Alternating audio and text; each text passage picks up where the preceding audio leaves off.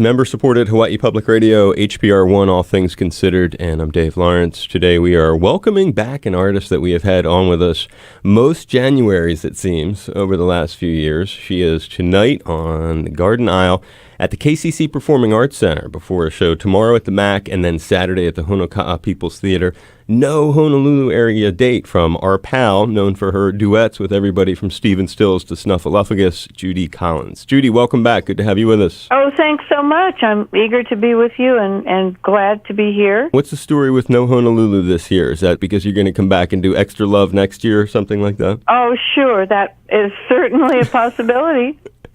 Give the shows a plug. I have new songs plus some of the classics with my wonderful musical director, Russell Walden. We'll do everything from Both Sides Now and Someday Soon and Send in the Clowns to my brand new song, which is called The Dreamer's Song, about the DACA situation. And I hope that it will be inspiring as well as entertaining. Let's hear about that new song. Well, I think that we here in this country have a responsibility to our history, which is that we're all dreamers. We all came here from someplace else. And, of course, many people come to the States to get away from terror and crime and murder and have been welcomed over the centuries. So I heard a daughter of an immigrant who was a dreamer talk about this a couple years ago.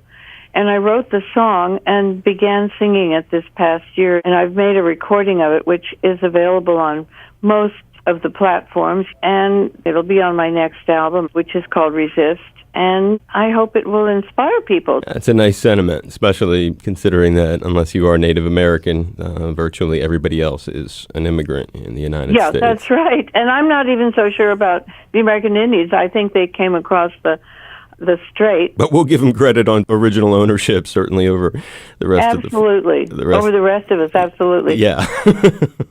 Another great facet of your life recently has been this renaissance of working with Stephen Stills we're talking about. It's a person that you have a magical connection with for a very, very long time. And to have this happen at this point in your life, kind of like, I guess, Jerry Brown coming back to be governor of California or something. But take us take us back to the beginning, because I know people will love to hear first meeting him and how you developed this relationship. Well, Stephen and I met in 1968. I was doing an album out there called Who Knows Where the Time Goes with my producer, David Anderley, who said to me, well, I'd like to get a new band for you. So I sent my old band home, and he brought on a whole bunch of new players. He brought Buddy Emmons and James Burton, and he brought on Van Dyke Parks, who wrote many songs with Brian Wilson. He brought on a bass player named Chris Etheridge, who at that point was playing with the Flying Burrito Brothers.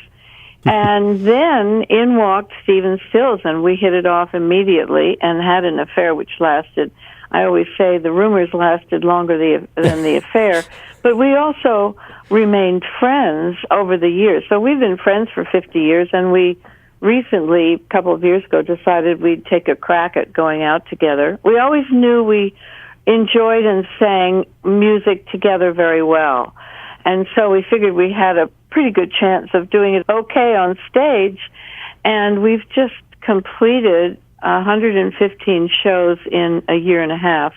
We toured all over the country, all over the U.S. We didn't come to Hawaii, unfortunately, but we've had a wonderful time, made a new album, and it has been a wonderful experience. When you guys do that live thing, and as you said, it didn't come to Hawaii, so I don't know exactly what's in the set list, but Sweet Judy Blue Eyes, a song that he wrote for you, about you, you guys don't tackle that together, or do you? Oh, yes, we do. We had such a good time. We don't do the whole song, but we do it from the middle right on to the end. Wow. And we do it as an ending for the show. So it's very exciting. It's particularly nice for me because I never got to sing it before. Right. Did you, when that first happened, I mean, to have somebody... A lot of folks could have a song written about them. Then the song becomes a massive hit or whatever, a cultural landmark. That's another story. But when did you first realize that you were going to have this tune about you? Well, it was the first time I heard it. He had written it between the end of the summer of '68 and about the beginning of October, maybe, because we had to go back into the studio and record a drum track. And between the end of the summer, when we'd recorded in June, and the beginning of October, I think it was, he and David had met and been bonded with Graham Nash, and they'd gone down to Florida to write songs. And he came back with a whole bunch of songs, including Wooden Ships, Sweet Judy Blue Eyes, and Helplessly Hoping, and etc. And he put them all on a secretly recorded tape in the studio when we did that drum track. I didn't know anything about it because he sent me home. I said, I'm going home. He said, I want to stay in the studio here and record a few things if you don't mind. I said, sure.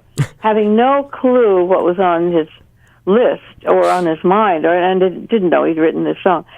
So the first time that I heard Sweet Judy Blue Eyes, he came to see me in May of '69. I came out to do a show, and we'd already sort of broken up, but we were trying to get back together, and he came to see me with flowers, and he had a guitar that he was giving me as a birthday gift, which I still have, Little Martin. And then he sang me this incredible song. We were both in tears at the end of it, and I said, it's so beautiful, but it's not going to get me back. And that was it. And then, in the summer, I began to hear in New York, Sweet Judy Blue Eyes on the radio. Well, it tore me up, I want to say. It was so upsetting, emotionally upsetting to me. First of all, I thought he'd read my journals because all of this stuff about Tuesdays and Saturdays, and what have you got to lose? All this stuff because I was in therapy in New York, and my therapist didn't want me to have anything to do with Stephen Stills. I was in therapy in New York, and he didn't like therapy, and he didn't like New York. But somehow, throughout these years, we remained friends, and I used to go down, I visited him a couple of times in Florida, and we'd talk and talk. He'd call me in the middle of the night or text me more lately. And we did a big show in Orlando with CSN, and Richie Havens was on that show. It's about 6 or 7 years ago now. It was just before Richie got sick and died. It was his last show, actually. Wow. And Stephen and I, after the show, Stephen and I sort of took a look at each other and said, why aren't we doing this? What's standing in our way? So it took another few years for us to put it together, but my manager, Catherine DePaul, said, you have to do this. Man, we just got to get it to Honolulu. I don't know what we do. Yeah. We got to do like a petition, online petition. How many names would it take to get? I don't know. She's tonight, Garden Isle KCC Performing Arts Center, tomorrow at the MAC, and Saturday, Honoka'a People's Theater. Judy Collins back with us here on the show, and part of All Things Considered for yet another January. We appreciate it, and have a good run of dates, and hopefully the next time around we will be finding you in Honolulu. Thank you so much, and I appreciate the call, and we'll talk to you soon.